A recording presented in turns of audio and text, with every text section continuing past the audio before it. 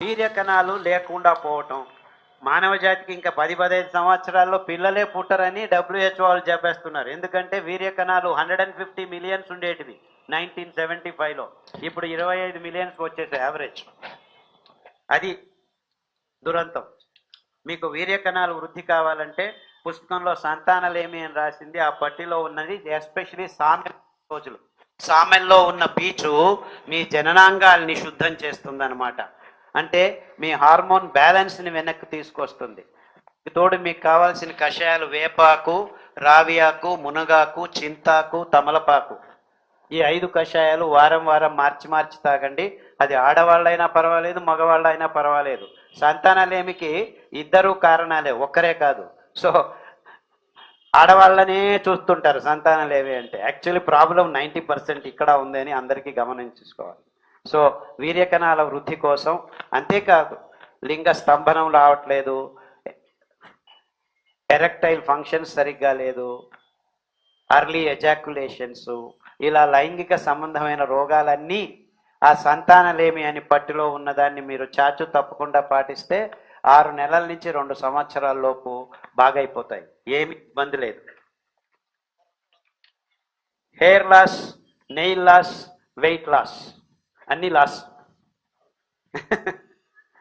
Differently abled kids, ఇవన్నీ చాలా మందికి, అదే చెప్పాను కదా, ఇక్కడ నరాల సంయోజనం సరిగ్గా లేకపోవటం వల్ల ఇలా దేహంలో కొన్ని భాగాలు సరిగ్గా నరాల సంబంధమైన సిగ్నల్స్ సరిగ్గా దొరక్కపోవటం వల్ల దానికి కావలసిన పౌష్టికాంశాలని అందజేసుకోలేక, కూడబెట్టుకోలేక ఇలాంటి ఇబ్బందులన్నీ వస్తున్నాయి. దీనికి డిఫరెంట్లీ ఏబుల్డ్ కిడ్స్ అని చూశానమ్మా, తెలుసు, అర్థమైంది. ఇలాంటివన్నీ నేను చెప్పిన ఇక్కడ సరిగ్గా లేకపోవటం వల్ల. సో ఇక్కడ సరి కావాలంటే వెర్రి నువ్వుల నూనె 1 వారం, నువ్వుల నూనె 1 వారం, కొబ్బరి నూనె 1 వారం, కొర్రలు, అండు కొర్రలు 3 రోజులు, మిగిలిన ధాన్యం ఒక్కొక్క రోజు తింటూ, కషాయాల్లో సదాపాకు కషాయం, దాల్చిన చెక్క కషాయం, పసుపు కషాయం, అరటి బోధ కషాయం, సరస్వతి ఆకు కషాయం, బ్రాహ్మి ఆకు కషాయం, ఈ 5-6 కషాయం అన్నీ తాగాల్సిన పని లేదు.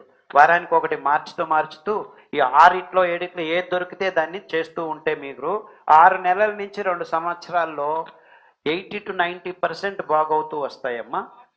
ఆటిజం గురించే చెప్పింది ఇంతసేపు, పుస్తకంలో కూడాను పట్టి రాసి ఉంచారు. డ్రగ్ అడిక్ట్స్ చెప్పాను కదా, పెగ్ వేయమంటే మగ్గు తాగేది,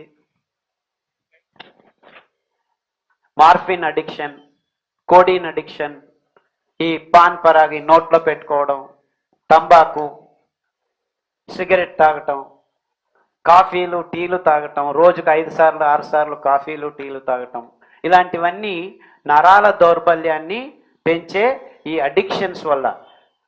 కాఫీలో కెఫీన్ ఉంది, సిగరెట్లో, తంబాకులో నికోటిన్ ఉంది, ఈ డ్రగ్స్లో మార్ఫిన్, కోడీన్, చాక్లెట్లు కూడాను అడిక్షన్, థియోబ్రోమిన్ అనే ఆల్కలాయిడ్ ఉంది. సో పిల్లలకి చాక్లెట్లు ఇవ్వకండి, మీరు మీ పిల్లల్ని కావాలని అడిక్ట్ చేస్తున్నారనమాట.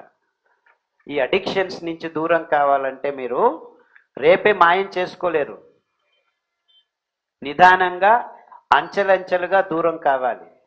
మేము ఈ చట్టాల నుంచి దూరం కావాలని మీరు సంకల్పం చేసుకొని, మీరు చాక్లెట్ తినాలి అనిపించినప్పుడు మీరేం చేయాలంటే కానుగ ఆకు కషాయం ఫస్ట్ తాగండి, తర్వాత చాక్లెట్ తినండి. తిప్పతీగ ఆకు కషాయం తాగండి, తర్వాత సారాయి తాగండి.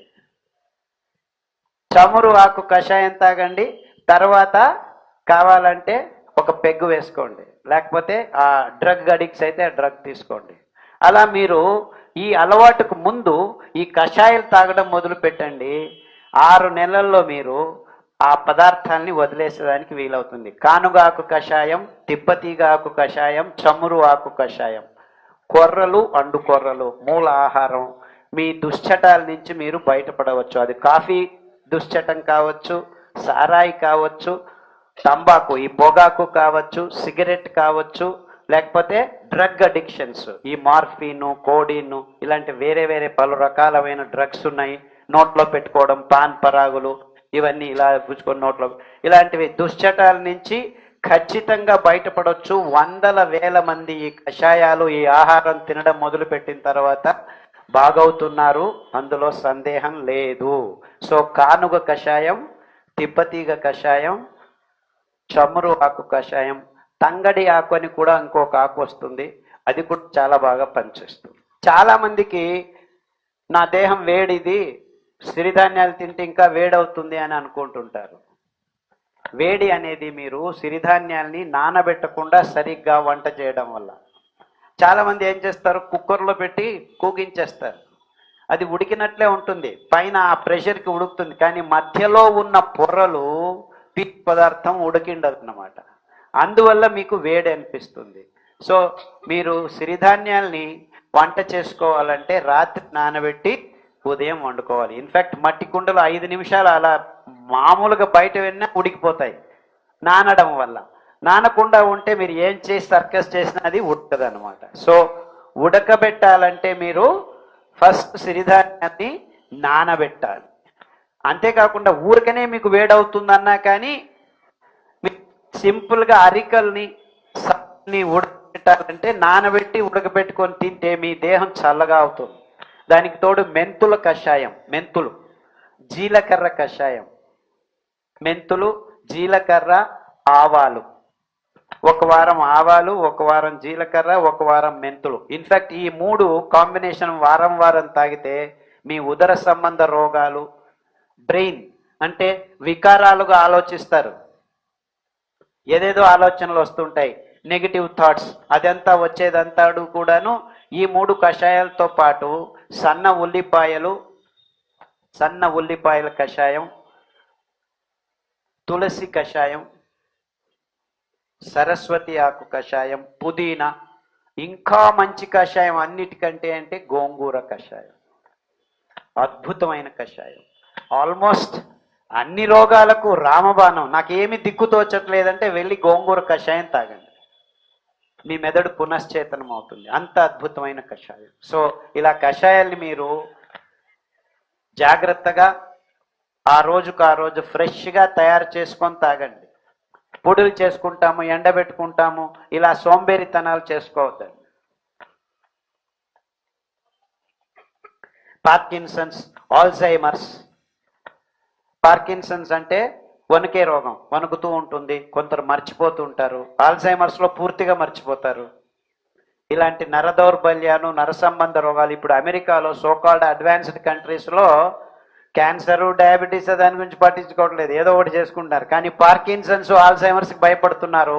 మన దురదృష్టం కొద్దీ మన దేశంలో కొన్ని రోగాలు మెల్లిగా వచ్చేస్తున్నాయి.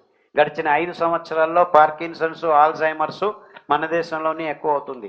ఈ ఆహార పదార్థాలే దీనికి కారణమని ఎవరు చెప్పట్లేదు. అంటే మీరు ఈ పదార్థాలని వదిలేసి వెర్రి నువ్వుల నూనె, కొబ్బరి నూనె వారం మార్చి 3 చెంచాలు ఉదయం లేచి తాగితే పడిగడుపున, తర్వాత కషాయాలు, సాదాపాకు, పసుపు, అల్లము, బిల్వం, ఇలా కషాయాలు తాగుతూ అరికలు 3 రోజులు, సామెలు 3 రోజులు ఎక్కువగా తినాలి. మిగిలిన ధాన్యం ఒక్కొక్క రోజు తినాలి. దీన్ని మీరు చాచూ తప్పకుండా 9 నెలలు చేస్తే పార్కిన్సన్స్, చాలామందికి సంతకాలు చేయడం కావట్లేదు, చేయి జరుగుతూ ఉంటుంది. 6 వారాల్లోనే సంతకం కరెక్ట్గా చేయడం మొదలుపెట్టారు చాలామంది, వందల వేల మంది. సో జాగ్రత్తగా గమనించండి, పుస్తకంలో పట్టీలో రాశారు, గమనించి మీరు వాడండి. కొలెస్ట్రాల్, ట్రైగ్లిసరైడ్స్, రొమాటిక్ ఫ్యాక్టర్స్ ఇవంతా విదిన్ వీక్స్, 6 to 9 వీక్స్ మాయమైపోతాయి మీరు సిరిధాన్యాలు తింటే. చెప్పాను కదా, హృదయ సంబంధ రోగాలు, దోసకాయ జ్యూసు, సొరకాయ జ్యూసు, బూడిద గుమ్మడికాయ జ్యూసు, 9 వారాలు, వారం మార్చి 3 రౌండ్లు చేసే లోపల మీకు ఇవన్నీ మాయమైపోతాయి, ఏ ఇబ్బందులు ఉండవు.